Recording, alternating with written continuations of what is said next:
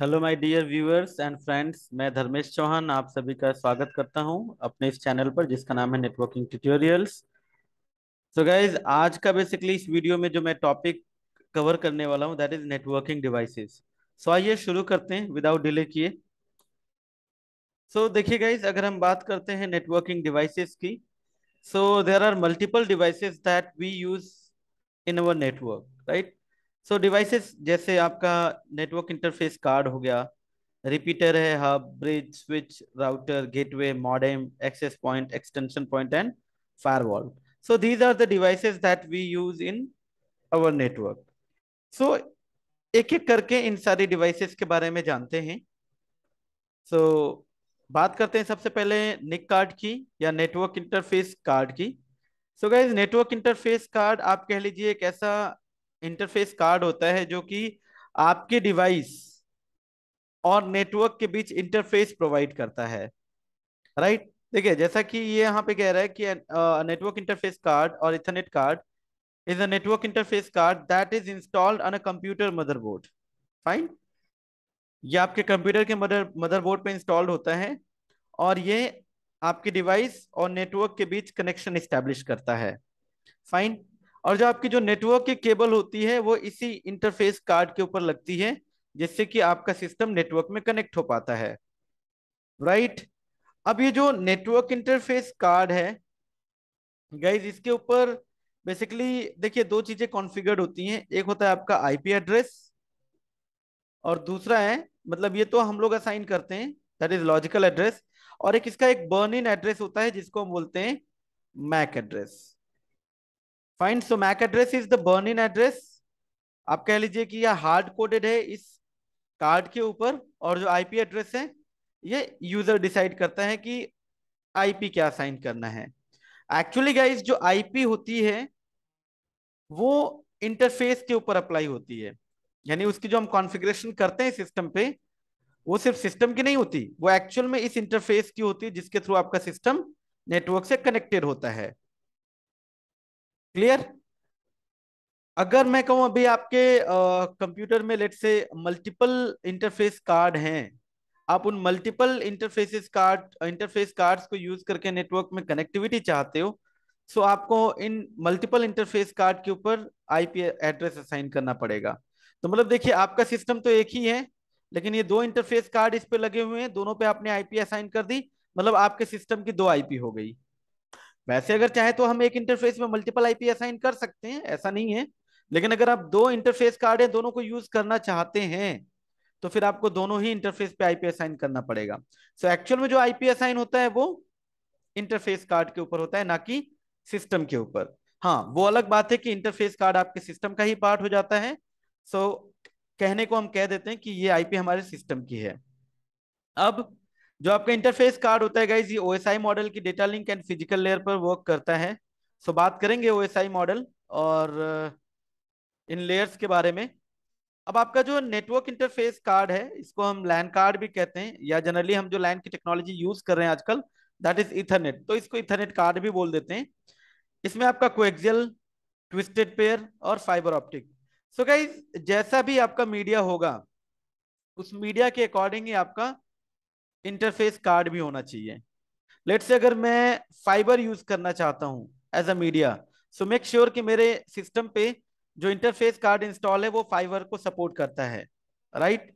तो ये तो केबल में हो गए, बाकी इसके अलावा वायरलेस। सो वायरलेस का अपना अलग इंटरफेस कार्ड होता है। आई होप कि आप सबको इंटरफेस कार्ड समझ में आया होगा। फाइन। बात करते हैं नेक्स्ट डिवाइस की। So the next device is repeater. So if you talk about repeater, देखिए नाम से आइडिया लग रहा है कि ये रिपीट करने वाला है। अब होता क्या है, देखिए प्रीवियस क्लास में जैसे कि मैंने बताया था मीडिया के चैप्टर में, कि एक पर्टिकुलर मीडिया की एक मैक्सिमम लेंथ होती है, और वो जो मीडिया है उस पर्टिकुलर लेंथ तक ही सिग्नल को इजी तरीके से कैरी कर सकता है विदाउट लॉस के। लेकिन अगर मैं कहूँ दो डिवाइसेस हैं जिनको हमें आपस में कनेक्ट करना है, ठीक है। अब मैं मान लीजिए कि ये मीडिया जो यूज कर रहा हूं, इस मीडिया की लेंथ है 100 मीटर ऐसा मान के चलता हूं, जैसे कि यूटीपी केबल की है ये लेंथ, और जबकि इन डिवाइसेस के बीच का जो डिस्टेंस है ये मैंने मान लिया ये है 160 मीटर। अब क्या, अगर मैं यहां से इस यूटीपी केबल को यूज करके इस डिवाइस को कनेक्ट करूं और डिवाइस ए से अगर मैं बी के लिए कोई सिग्नल भेजूं, तो क्या बी उसको रिसीव करेगा या बी तक वो सिग्नल पहुंचेगा? नहीं, क्योंकि ये सिग्नल जो है इस मीडिया के ऊपर 100 मीटर तक ही मूव करेगा, क्योंकि इसकी मीडिया की कैपेसिटी इतनी है। तो हमें यहाँ पे सिग्नल को एम्पलीफाई कराना होगा, उसको बूस्ट करना होगा, सो दैट कि वो सिग्नल और आगे का जो डिस्टेंस है उसको कवर कर सके। क्योंकि आपका जो मीडिया है उस मीडिया की एक रेजिस्टेंस वैल्यू होगी, और जब आपका सिग्नल इस मीडिया के ऊपर मूव करेगा तो वो जो रेजिस्टेंस होगा उस सिग्नल के फ्लो को अपोज करेगा, जिससे कि जो सिग्नल की स्ट्रेंथ होती है वो वीक होती चली जाती है। राइट, तो उसको बूस्ट करके हम रिपीटर के थ्रू आगे सेंड कर सकते हैं। फाइन। अब इसमें रिपीटर में भी गाइस दो टाइप के रिपीटर होते हैं। एक आपका होता है एनालॉग रिपीटर, जो बेसिकली आपका एनालॉग सिग्नल पे वर्क करता है, और दूसरा होता है डिजिटल रिपीटर, जो कि डिजिटल सिग्नल पे वर्क करता है। एनालॉग जो सिग्नल होता है जस्ट ये सिग्नल को एम्पलीफाई करता है, ओनली एम्पलीफाई करता है। फाइन। जबकि आपका जो डिजिटल सिग्नल होता है ये एम्पलीफाई करने के साथ साथ सिग्नल को रीशेप भी देता है, यानी रीशेप भी करता है। Fine, done.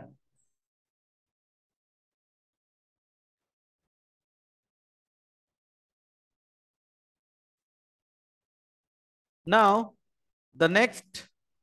अच्छा, आपका जो रिपीटर होता है गाइज उसमें जनरली, अगर एक जनरल रिपीटर की बात करें तो उसमें एक आपका इन पॉइंट होगा जहां से आपका सिग्नल आया, केबल कनेक्ट हुई, और दूसरे वाले से आउट कर देते हैं। Fine, this is. सो बात करते हैं हब की। So hub it's a basically multiport repeater, और हब बेसिकली यूज होता है मल्टीपल।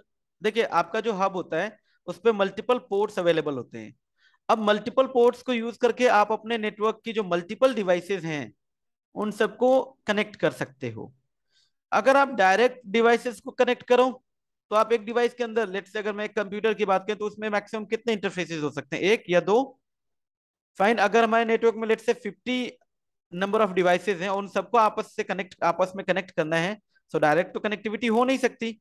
तो हमें एक सेंट्रल डिवाइस चाहिए होगा जो कि हमें मल्टीपल पोर्ट्स प्रोवाइड करे, और उस पोर्ट के थ्रू हम इन सारी डिवाइसेस को कनेक्ट कर सकें। सो प्रीवियसली अगर हम बात करें तो ये सेंट्रल डिवाइस हब होती थी। राइट। लेटेस्ट में अभी हम लोग स्विच पे वर्क करते हैं या स्विच यूज करते हैं, बट अभी हब डिस्कस करते हैं, उसके बाद आगे मूव करते हैं स्विच के बारे में। हब आपका ओएसआई मॉडल की फिजिकल लेयर पे वर्क करता है। बात करेंगे ओएसआई मॉडल के बारे में। ये टू टाइप्स ऑफ हब है guys, active hub and passive hub.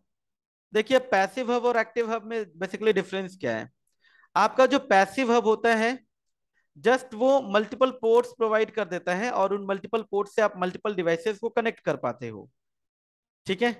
ये सिग्नल को बूस्ट नहीं करता, सिग्नल को एम्पलीफाई नहीं करता। मतलब जैसे अगर मैं कहूँ कि मान लीजिए मेरा अगर पैसिव हब होता, जो अभी मेरी स्क्रीन पे दिख रहा है, ठीक है, यहाँ से एक डिवाइस कनेक्टेड है इस पोर्ट पे, पोर्ट नंबर 1 पे, एक और डिवाइस कनेक्टेड है यहाँ पोर्ट नंबर 2 पे। अगर डिवाइस ए ने कोई सिग्नल भेजा हो तो ये जब पोर्ट नंबर 1 पे जाएगा हब के, तो हब उसको जब बाकी पोर्ट से निकालेगा तो एम्पलीफाई नहीं करेगा। अगर मान लीजिए यहाँ आते आते सिग्नल वीक हुआ है तो वो उस वीक सिग्नल को ही आगे फॉरवर्ड कर देगा। तो मे भी ऐसा हो सकता है कि वो सिग्नल डेस्टिनेशन तक पहुंच ही ना पाए, बीच में ही लॉस हो जाए। ठीक है। तो ये प्रॉब्लम थी पैसिव हब में। और दूसरा होता है आपका गाइस, पैसिव हब में कोई भी इलेक्ट्रिक की रिक्वायरमेंट नहीं होती, लेकिन अगर हम बात करें एक्टिव हब की, तो एक्टिव हब को रिक्वायरमेंट होती है इलेक्ट्रिसिटी की। क्योंकि एक्टिव हब क्या करता है, सिग्नल जो आता है उसके एक इंटरफेस पे, जब उसको किसी दूसरे इंटरफेस से निकालता है तो उस सिग्नल को एम्पलीफाई कर देता है, जस्ट लाइक रिपीटर, उसको बूस्ट कर देता है। क्लियर। तीसरा एक है इसी में एक्टिव हब का ही एक आप कह लीजिए कि लेटेस्ट वर्जन, जिसको हम बोलते हैं इंटेलिजेंट हब। तो आप कह सकते हैं कि आपका जो स्विच है it's like an intelligent hub. जिसमें कि इंटेलिजेंसी है, आप उसको मैनेज कर सकते हो। थोड़ा सा बात करते हुए चलते हैं यहाँ पे हब के फंक्शन की, कि हब कैसे काम करता है। गाइस, जो आपका हब होता है वो ऑलवेज ब्रॉडकास्ट करता है, हमेशा ब्रॉडकास्ट करता है। इसका मतलब अगर मैं कहूँ कि एक हब मैं यूज कर रहा हूँ, लेट्स से अगर मैं इसी डिवाइस की बात करूँ, यहाँ पे ये मल्टीपल डिवाइसेस कनेक्टेड हैं इस हब के साथ, राइट। तो अगर एक डिवाइस ने कोई सिग्नल भेजा, लेट्स से ये अलग अलग डिवाइसेस हैं, ए बी सी और डी। अगर ए ने कोई सिग्नल भेजा, हब क्या करेगा, उस सिग्नल की एक एक कॉपी सारे पोर्ट से बाहर निकालेगा, और जिसका एड्रेस मैच करेगा, लेट्स से ए ने भेजा था सी के लिए, तो सी उसको एक्सेप्ट करेगा, बाकी डिवाइसेस उसको डिस्कार्ड करेंगी। ये प्रॉब्लम थी हब की, कि ब्रॉडकास्ट करता था, बिकॉज हब जो है कि एक डम डिवाइस था, जिसमें कि अपनी कोई खुद की मेमोरी नहीं होती थी। ठीक है। Now the next one is bridge.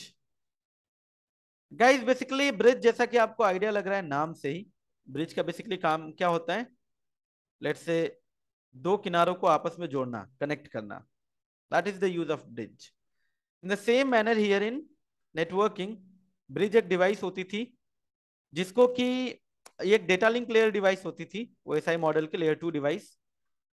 Basically bridge का काम क्या होता था कि आपके दो डिफरेंट लैंड सेगमेंट्स हैं, मान लीजिए इधर आपने एक हब लगा के ये मल्टीपल डिवाइसेस को कनेक्ट कर दिया, आपने इधर भी एक हब लगा के मल्टीपल डिवाइसेस को कनेक्ट कर दिया। आप इन दोनों सेगमेंट को अगर कनेक्ट करना चाहते हो, तो with the help of bridge connect कर सकते हो, जैसे ये आपके दिख रहे हैं। ठीक है, so this is bridge, right. लेकिन ब्रिज जो है कि थोड़ा स्मार्टली वर्क करता था। ब्रिज के अंदर जो है कि मैक एड्रेस टेबल बनती थी, और ये मैक एड्रेस के बिहाफ पे डेटा को आगे स्विच करता था। Is it? इसका मतलब अगर ये ब्रिज है, ब्रिज के इधर इस इंटरफेस पे ये मान लीजिए कंप्यूटर 1 2 3 4 ये कनेक्टेड है, और इधर 5 6 और 7 है। अगर मैं यहाँ पे कहूँ कि 1 2 से कम्युनिकेट करना चाहता है, राइट, अगर आपने यहाँ पे स्विच यूज किया है, तो सॉरी हब यूज किया, तो हब तो सारे पोर्ट पे फॉरवर्ड करेगा, राइट।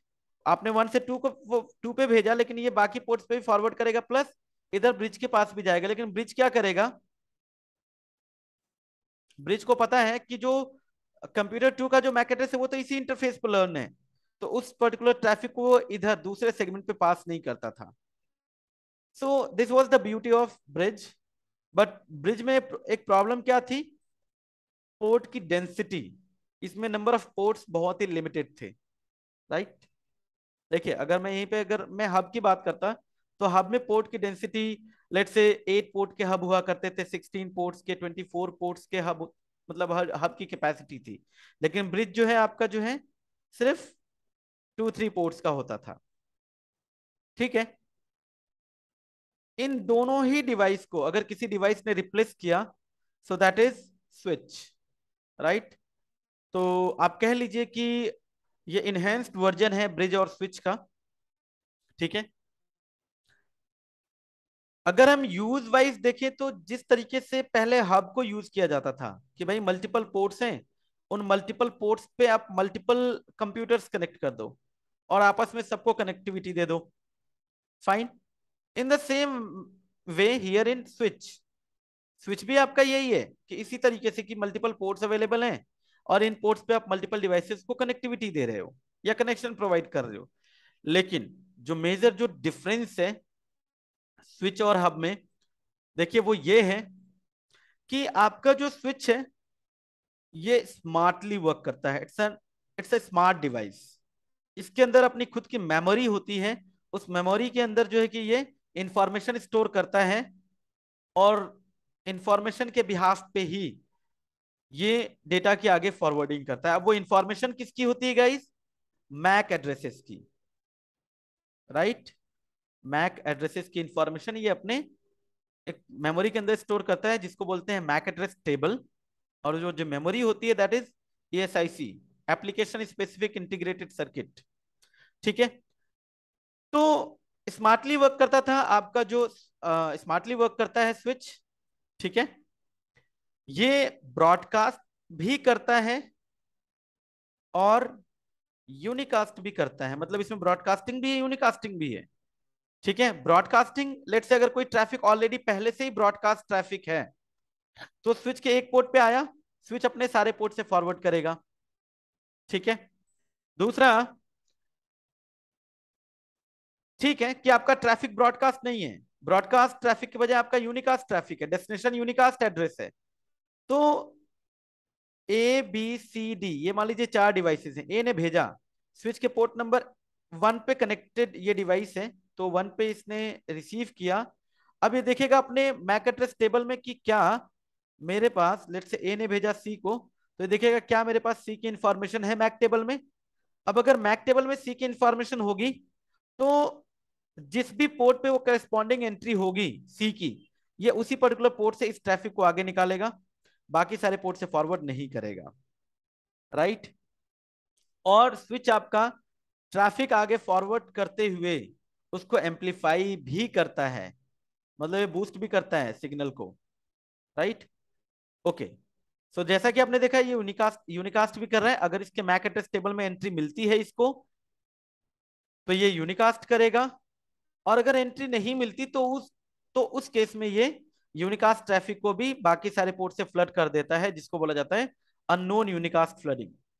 अननोन यूनिकास्ट फ्लडिंग का मतलब ही हुआ कि भाई ट्रैफिक तो यूनिकास्ट है लेकिन वो स्विच के लिए अननोन है। अननोन इसलिए क्योंकि उसके मैक एड्रेस टेबल में एंट्री नहीं है उस डेस्टिनेशन मैक एड्रेस की। तो स्विच अपना बेस्ट एफर्ट देते हुए उस पर्टिकुलर ट्रैफिक को अपने सारे पोर्ट से फॉरवर्ड करेगा, जितने भी एक्टिव पोर्ट्स होंगे। राइट। बाकी गाइज इसमें वीलैन का कॉन्सेप्ट आता है और भी बहुत सारे कॉन्सेप्ट्स आते हैं, सो इन डिटेल जानेंगे हम जब स्विचिंग पढ़ेंगे। राइट। तो एक चीज और, जो आपका स्विच होता है ये आपको हायर पोर्ट डेंसिटी प्रोवाइड करता है, नंबर ऑफ पोर्ट्स इसमें बहुत ज्यादा मिल जाते हैं। ठीक है। जैसे अगर हम एक नॉर्मल स्विच की बात करें तो जैसे 4 पोर्ट्स के भी स्विचेस अवेलेबल हैं, आपके 8 पोर्ट्स के स्विच अवेलेबल हैं, 16, 24, आपके 40 पोर्ट्स के स्विच अवेलेबल हैं। राइट।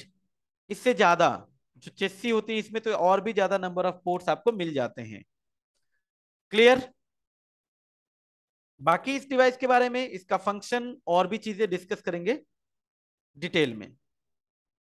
अभी एक आइडिया लग जाए आपको कि स्विच है क्या। ठीक है।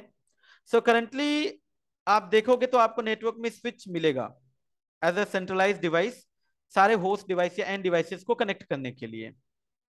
स्विच ने ब्रिज और हब इन दोनों डिवाइसेस को रिप्लेस किया हुआ है। ना ही आपको करंट नेटवर्क में हब देखने को मिलेगा, ना ही आपको ब्रिज देखने को मिलेगा। राइट। ठीक है। स्विच आपको मैनेजमेंट भी प्रोवाइड करता है, आप उसको मैनेज भी कर सकते हो, ये आपको एडवांटेज मिल जाता है, जबकि हब में ऐसा नहीं था। चलिए बात करते हैं एक और डिवाइस के बारे में, दैट इज रूटर या राउटर कह लीजिए आप। देखिए बेसिकली होता क्या है, अगर बात की जाए रूटर की या राउटर की, सो राउटर दो डिफरेंट नेटवर्क्स को कनेक्ट करने का काम करता है और उनके बीच कनेक्टिविटी भी प्रोवाइड करता है। ठीक है। बाकी ये नेटवर्क डिफरेंट कैसे होते हैं, क्या कॉन्सेप्ट है, कैसे पता चलेगा कि मेरी जो आईपी है और जो सामने वाले यूजर की जो आईपी है वो सेम नेटवर्क की है या डिफरेंट नेटवर्क में है। सो ये सारी चीजें आपको आगे नेक्स्ट वीडियो में पता चलेगी जब मैं आपको आईपी एड्रेस के बारे में बताऊंगा। फिलहाल के लिए अभी आप ये समझिए कि अगर हमें दो डिफरेंट नेटवर्क को कनेक्ट करना है, दो डिफरेंट नेटवर्क को कनेक्ट करने के लिए जो डिवाइस यूज करते हैं दैट इज राउटर। राइट। और राउटर इन डिवाइसेस के बीच कनेक्टिविटी भी प्रोवाइड करता है। ऐसा नहीं है कि ठीक है हमने ये मेरे दो अलग अलग नेटवर्क हैं, मैं कुछ ऐसे ले लेता हूं, लेट से ये मेरे दो अलग अलग नेटवर्क हैं, यहाँ पे मैंने एक स्विच लगा दिया और ये मल्टीपल पोर्ट्स पे मल्टीपल डिवाइसेस कनेक्ट कर दिए, यहाँ पर एक स्विच लगा दिया, मल्टीपल पोर्ट पे मल्टीपल डिवाइसेस कनेक्ट कर दिए। अब मान लीजिए यहाँ पे नेटवर्क आपका अलग चल रहा है, इधर पे नेटवर्क अलग चल रहा है, ऐसे मान लीजिए इधर नेटवर्क ए है इधर नेटवर्क बी है। बाकी ये नेटवर्क का कॉन्सेप्ट जो है जब आईपी एड्रेसेस में आपको बताऊंगा तो उसमें आपको अच्छे से क्लियर हो जाएगा। तो ऐसा नहीं है कि आपने सिर्फ यहाँ से एक केबल लेके और इस स्विच से इस तरीके से कनेक्टिविटी कर दी, कनेक्शन आपने दे दिया तो ये डिवाइस ये नेटवर्क में जो डिवाइसेस हैं वो आपस में कम्युनिकेट भी करेंगी, नहीं। ये तो कनेक्शन है, फिजिकल कनेक्शन है ये, बट इनके बीच कनेक्टिविटी नहीं मिलेगी। कनेक्टिविटी अगर आपको चाहिए फिर आपको राउटर यूज करना पड़ेगा। राउटर इन दोनों नेटवर्क को आपस में कनेक्ट भी करेगा और इनके बीच कनेक्टिविटी भी प्रोवाइड करेगा, मतलब इनके बीच कम्युनिकेशन भी प्रोवाइड करेगा या स्टैब्लिश करेगा। अब एक जो राउटर है ये एक स्मार्ट डिवाइस है जो कि ओएसआई मॉडल के लेयर 3 पर वर्क करता है या नेटवर्क लेयर की डिवाइस है। और बेसिकली ये राउटिंग डिसीजन लेता है। राउटिंग डिसीजन में क्या होता है कि राउटर डिसाइड करता है कि एक पर्टिकुलर डेस्टिनेशन नेटवर्क पे रीच करने का बेस्ट पाथ क्या है। बाकी राउटिंग के बारे में डिटेल में आप लोग जानोगे, बट फिलहाल के लिए आप ये समझ लीजिए, जैसे मान लीजिए कि यहाँ पे ये हमारे पास अलग अलग राउटर है। मैं ले लेता हूँ इधर पे कुछ इस तरीके से कनेक्टिविटी ले लेते हैं। ठीक है, कुछ इस तरीके से मेरी टोपोलॉजी है। ये अलग अलग राउटर है, R1 है, ये R2 है, ये लेट से R3 है, ये R4 है, और यहाँ पे आपका R5 है। ठीक है, अगर ये नेटवर्क ए है और इधर कोई नेटवर्क है बी, तो नेटवर्क ए से बी तक जाने के लिए आप देखो यहाँ पे दो रूट हैं, एक ऊपर से भी और एक नीचे से भी। अब राउटर जो होगा वो डिसाइड करेगा कि भाई अगर इस बी नेटवर्क पे जाना है, लेट्स से अगर मैं राउटर 1 की बात करूं, सो बी नेटवर्क पे जाना है तो राउटर 1 के लिए वाया R2 बेस्ट रूट है या वाया R3 बेस्ट रूट है, ये डिसाइड करेगा आपका राउटर, जिसके लिए वो राउटिंग परफॉर्म करता है। और राउटिंग के लिए देखेंगे कि स्टैटिक, डायनेमिक और डिफॉल्ट किस तरीके की राउटिंग होती है। फाइन, ठीक है। देखिए कह रहा है router normally connects lands and vans on the internet, है ना। जैसे आप देख रहे हैं यहाँ पे ये पूरा आपका लैन नेटवर्क हो गया इधर। ठीक है, आप देखिए इधर आपका ये पूरा स्विच यूज हो रहा है, ये पूरा आपका लैन नेटवर्क हो गया, राइट। और इसके आगे ये एक अदर नेटवर्क हो गया, इसी राउटर से कनेक्टेड है, ये एक अदर नेटवर्क हो गया। इन सारे नेटवर्क को ही अगर इंटरनेट पे जाना है, so router is there. Fine, और ये आपका राउटर है जो आपको स्क्रीन पे दिख रहा है। ठीक है, जैसा कि आप देख रहे हैं यहाँ पे इस राउटर पे मल्टीपल पोर्ट्स हैं जिसपे आप डिफरेंट नेटवर्क्स की कनेक्टिविटी करोगे। बाकी गाइस कुछ और भी कॉन्सेप्ट्स हैं राउटर स्विचेस और हब को डिफरेंशिएट करने के लिए, बात करेंगे उनकी नेक्स्ट वीडियो में। Like collision domain, broadcast domain क्या होता है, उसके अकॉर्डिंग हम राउटर स्विचेस और हब को कैसे डिफरेंशिएट करेंगे। ठीक है, चलते हैं आगे। मॉडेम, देखिए मॉडेम का सिंपल सा फंडा है यूज करने का। मॉडेम स्टैंड फॉर, अगर हम देखें तो मॉडेम दो वर्ड से मिलकर बनता है, एक है मॉड्यूलेशन और दूसरा होता है demodulation. Fine, so modulation demodulation में क्या होता है कि आपका सिग्नल जैसे analogue signal to digital signal और डिजिटल टू एनालॉग, यही होता है आपका मॉड्यूलेशन एंड डीमॉड्यूलेशन। तो अगर मैं बात करूं इंटरनेट की, ठीक है, चाहे वायरलेस कनेक्टिविटी हो या जैसे आपके घरों में जो टेलीफोन के थ्रू जो आप नेटवर्क की कनेक्टिविटी ले रहे होते हैं, इंटरनेट की कनेक्टिविटी, इंटरनेट का एक्सेस ले रहे होते हो, जो टेलीफोन लाइन है वो कौन से सिग्नल पे वर्क करती है गाइस? एनालॉग। फाइन, और आपका जो सिस्टम है वो किस पे काम करता है? डिजिटल। अब आपको क्या करना है, जो एनालॉग सिग्नल इधर से आ रहे हैं वो आपको यहां चाहिए, और जो आप डिजिटल सिग्नल भेज रहे हो वो आगे इस जो लेट से जो टेलीफोन लाइन है उस सिग्नल, उसके ऊपर वो सिग्नल जाए। अब जो टेलीफोन लाइन है वो तो एनालॉग सिग्नल को समझता है, डिजिटल को नहीं समझता, और आपका जो सिस्टम है वो डिजिटल को समझता है, एनालॉग को नहीं समझता। फिर ये कम्युनिकेशन होगा कैसे? तो इसके लिए जो डिवाइस हम लोग यूज करते हैं दैट इज मॉडेम। मॉडेम क्या करेगा, लेट से जो इधर से आपका एनालॉग सिग्नल आएगा, इस एनालॉग को कन्वर्ट करेगा किसमें? डिजिटल में। और जो इधर से डिजिटल सिग्नल आएगा उसको कन्वर्ट करेगा इधर एनालॉग में, ताकि ये जो मीडिया है वो सिग्नल को कैरी कर सके। ठीक है, अब ये मॉडेम आपका वायर्ड भी हो सकता है, वायरलेस भी हो सकता है, आपके जो यूएसबी डोंगल वगैरह होते हैं। क्योंकि देखिए आपकी वायरलेस फ्रीक्वेंसी आती है वो एनालॉग सिग्नल ही होता है, आपका सिस्टम डिजिटल पे वर्क करता है। सो आपका जो डोंगल होता है वो उसको एनालॉग को डिजिटल में कन्वर्ट करता है, फिर आपका सिस्टम उसको समझ पाता है। और जब डिजिटल सिग्नल ये सिस्टम आपका जनरेट करता है तो ये जो आपका जो डोंगल होता है उसको एनालॉग में कन्वर्ट करता है, फिर आगे इसको भेजता है। So this is how the modem work. अब आजकल जो आपके जो डिवाइसेस, देखिए पहले क्या होता था, मॉडेम अलग से होता था और आपका राउटर अलग होता था, सेपरेट डिवाइसेस होती थी। बट अभी क्या है, ये हाइब्रिड डिवाइसेस आती हैं। आपका जो राउटर होगा, या जिसको हम एडीएसएल राउटर बोलते हैं, इसके अंदर राउटर की भी कैपेबिलिटी होगी और ये मॉडेम का भी काम करेगा। यानी सीधे जो इंटरनेट की केबल आ रही है वो इसके इंटरनेट पोर्ट पे लग जाएगी और आगे ये कनेक्टिविटी प्रोवाइड करता रहेगा। ठीक है। जैसा कि डिजिटल सिग्नल हमारा सिस्टम 01 को समझता है, तो डिजिटल और एनालॉग, इन दोनों के इन दोनों डिफरेंट सिग्नल में जो ट्रांसलेशन होता है वो मॉडेम के थ्रू होता है। फाइन। देखिए, so it is the work of modem to make this digital signal to analogue and analogue to the digital medium. ये भी आपके फिजिकल लेयर पे वर्क करता है ओएसआई मॉडल की। ओके, बात करते हैं नेक्स्ट डिवाइस की। तो नेक्स्ट डिवाइस है आपकी guys access point. So access point basically it's like a wireless router आप कह लीजिए। ठीक है, वायरलेस राउटर ही होता है आपको। अब जो एक्सेस पॉइंट होता है, it is used to connect a wired network to a wireless computing devices. मान लीजिए आपका कुछ ऐसा नेटवर्क है कि आपके कुछ मोबाइल यूजर्स भी हैं, उनको भी कनेक्टिविटी देनी है ना। मान लीजिए ये आपका स्विच है और स्विच पे मल्टीपल डेस्कटॉप यूजर कनेक्टेड हैं और कुछ लैपटॉप यूजर्स हैं जिनको की वायरलेस की कनेक्टिविटी चाहिए। वो चाहते हैं इधर उधर कहीं भी मूव करें या मोबाइल फोन्स वगैरह को भी वो कनेक्ट कर सकें। और वो चाहते हैं कि ये जो डिवाइसेस हैं, जो वायरलेस डिवाइसेस हैं, उनका इनके साथ भी कम्युनिकेशन हो। तो इसके लिए जो हम डिवाइस यूज करते हैं that is modem, sorry that is access point. Let's say आपका एक एक्सेस पॉइंट होगा, ये इन डिवाइसेस को वायरलेसली भी कनेक्ट करेगा और साथ के साथ यहाँ पे आपका लैंड पोर्ट भी होगा। यहाँ से आप एक केबल निकालिए, स्विच पे कनेक्ट कर दीजिए और स्विच पे ये बाकी सारी डिवाइसेस कनेक्टेड होंगी। अब जिसके थ्रू आपकी ये जो वायर डिवाइसेस हैं, ये वायरलेस डिवाइसेस के साथ भी कनेक्ट होंगे और इनके साथ इनका कम्युनिकेशन भी होगा। फाइन।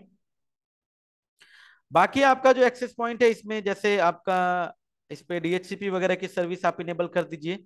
आपको आईपी मैनुअली देने की जरूरत नहीं है, ऑटोमेटिकली ही आपके जो लैपटॉप यूजर होंगे या जो डेस्कटॉप यूजर होंगे या जितनी भी डिवाइसेस होंगे उनको आईपी मिल जाएगी। इस तरीके से आपका होता है एपी। देख रहे हैं आप, ये एंटीना, पावर पोर्ट, ये आपका इंटरनेट वैन पोर्ट जहां इस पे आके आपके इंटरनेट की केबल कनेक्ट होती है। वायरलेस यूजर इधर कनेक्ट होंगे, ये जो सिग्नल जनरेट करेगा आपका एंटीना, और जो वायर्ड कनेक्शन होगा वो इस पे लेट से एक स्विच लेके डायरेक्ट मैं चाहूँ तो इन पे अलग अलग यूजर को कनेक्ट कर दूं, या फिर मैं एक यहाँ से केबल लूं और नीचे एक स्विच कनेक्ट कर दूं। ठीक है, और स्विच पे आगे यूजर को कनेक्शन दूं। राइट। बाकी इसमें एक रीसेट बटन होती है जिससे आप इसको रीसेट कर सकते हो, कॉन्फ़िगरेशन वगैरह अगर आपको रीसेट करनी है तो। और यूएसबी पोर्ट, लेट से इसका जो ऑपरेटिंग सिस्टम है उसको अपग्रेड अपग्रेड वगैरह करने के लिए। फाइन। देन गाइज जो आपका एक्सेस पॉइंट होता है, वो जो वायरलेस सिग्नल जनरेट करता है उसकी भी एक रेंज होती है। ठीक है, लेट से जैसे 90 मीटर की रेंज है। अब ऐसी डिवाइसेस जो 90 मीटर से बाहर हो, जो इस रेंज में हो ही ना, जैसे आप देख पा रहे हैं ये आपका एक्सेस पॉइंट है। ठीक है, मान लीजिए ये डिवाइसेस ये तो रेंज में है। ठीक है, तो इनको कनेक्टिविटी मिल गई वायरलेस के थ्रू। लेकिन वो कुछ डिवाइसेस जो इस रेंज से बाहर हैं, उनका क्या? तो उसके लिए गाइस एक डिवाइस अवेलेबल है जिसको हम बोलते हैं एक्सटेंशन पॉइंट। ठीक है, आप क्या करोगे, एक एक्सटेंशन पॉइंट लगाओगे और ये एक्सटेंशन पॉइंट इस एक्सेस पॉइंट से कनेक्ट होती है, और जिसके चलते ये आपके जो डिवाइसेस हैं वो भी इस एक्सेस पॉइंट से कनेक्ट हो जाते हैं और इधर इस नेटवर्क से इनको कनेक्टिविटी मिल जाती है या कनेक्शन मिल जाता है इन नेटवर्क के साथ, और आगे भी ये कम्युनिकेट कर सकते हैं। ठीक है। अब आप अगर बात करें एक्सटेंशन पॉइंट की, तो आप ऐसा कह सकते हैं कि जो आपका एक्सटेंशन पॉइंट होता है, it's like a wireless repeater. ठीक है, जो कि वायरलेस सिग्नल को एक्सटेंड करता है या वायरलेस की रेंज को एक्सटेंड करता है। ठीक है, ये भी आपके फिजिकल लेयर की डिवाइस है। ओके।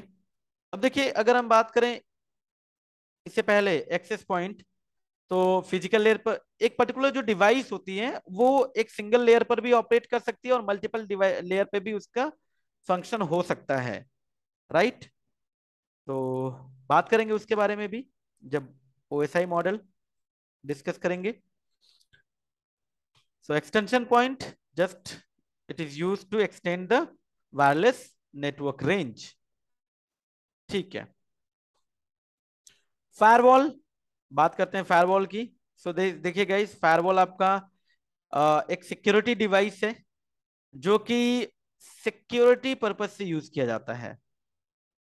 वैसे तो फायरवॉल में बहुत कुछ है, लेकिन एक ओवरव्यू, एक आइडिया मिल जाए आपको कि एग्जैक्टली फायरवॉल करता क्या है। तो देखिए फायरवॉल, ये रहा आपका फायरवॉल।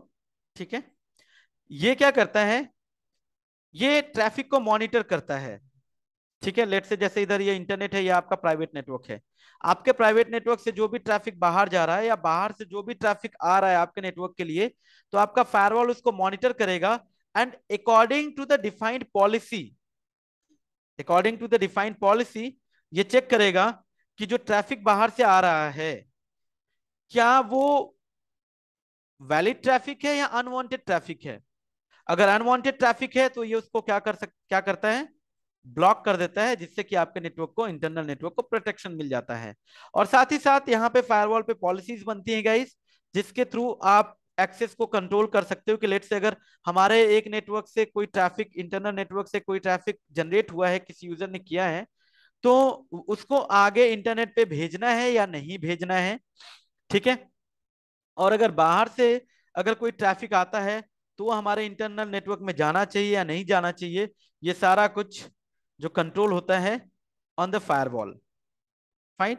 अब ये जो फायरवॉल है, it could be hardware firewall, एक हार्डवेयर अप्लायंस हो सकता है, या ये एक सॉफ्टवेयर फायरवॉल भी हो सकता है। मतलब आपके, यू कैन से, आपका जो सॉफ्टवेयर उसके अंदर कुछ इस तरीके का फंक्शन डिफाइन किया गया हो, या कुछ कुछ इस तरीके के कॉन्सेप्ट्स हो, फाइन, जो कि फायरवॉल की तरह एक्ट करते हो। ठीक है, यानी ये एक सॉफ्टवेयर हो जिसके थ्रू आप ये सारे जो टास्क हैं जो आपका एक हार्डवेयर फायरवॉल करता है, वो आप उसके थ्रू अचीव कर रहे हो। लेकिन सॉफ्टवेयर फायरवॉल की अपनी एक लिमिटेशन होती है। तो इंटरप्राइज नेटवर्क में जो हम फायरवॉल यूज करते हैं वो हार्डवेयर फायरवॉल यूज करते हैं इस तरीके से। और हार्डवेयर फायरवॉल हमेशा एज पे लगता है जनरली, जो जहां से हमारा इंटरनल नेटवर्क शुरू होता है और उसके बाद एक्सटर्नल नेटवर्क स्टार्ट होता है, वहीं पे फायरवॉल लगाते हैं। और पॉलिसीज लगती हैं, पॉलिसीज के अकॉर्डिंग ही एक्सेस कंट्रोल मिलता है डिवाइसेस को, कि उनको कौन कौन सी वेबसाइट का एक्सेस चाहिए, देना है नहीं देना है, किस टाइप का ट्रैफिक बाहर जाना चाहिए, या किस टाइप का ट्रैफिक हमारे नेटवर्क में आना चाहिए। ये सारे फंक्शंस जो है वो फायरवॉल का है, और वही फायरवॉल ही डिसाइड करता है। बाकी आप इसकी ट्यूनिंग करते हो। फाइन। आजकल जो फायरवॉल अवेलेबल है that is next generation firewall. ठीक है, next device is network load balancer. Network load balancer, जैसा कि नाम से ही आइडिया लग रहा है कि ये लोड को बैलेंस करने का काम करता है। सो load balancing is distributing incoming traffic across group of servers. Let's say जैसे यहाँ पे बहुत सारे क्लाइंट्स हैं, यहाँ पे आपके कुछ सर्वर लगे हुए हैं। ठीक है, सेम सर्विसेज आपने रन किया हुआ है। फाइन। अब आप चाहते हो कि इधर से क्लाइंट्स जो रिक्वेस्ट भेजें, देखिए अगर आपने एक ही सर्वर लिया उसमें प्रॉब्लम क्या है, अगर वो डाउन हो गया तो सर्विसेज मिलनी बंद हो जाएंगी यूजर्स को।